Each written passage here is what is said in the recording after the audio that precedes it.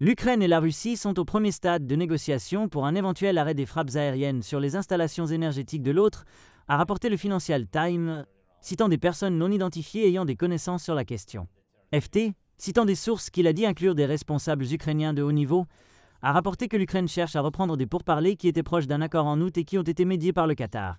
Les pourparlers, ont déclaré les sources AFT, ont été perturbés par les forces de Kiev lançant une incursion ce mois-là dans la région de Koursk en Russie, qui borde l'Ukraine.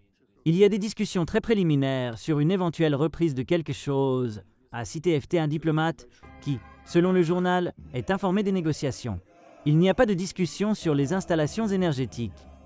FT a déclaré que le Kremlin avait refusé de commenter et que le bureau de Zelensky n'avait pas répondu à ses demandes de commentaires.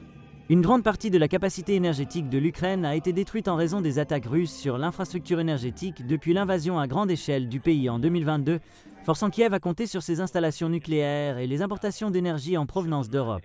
L'Ukraine ne disposait pas d'armes puissantes à longue portée au début de la guerre, mais a depuis développé des frappes de drones à longue portée et les a utilisées pour frapper des cibles profondément en Russie, allant des raffineries de pétrole aux centrales électriques et aux bases aériennes militaires.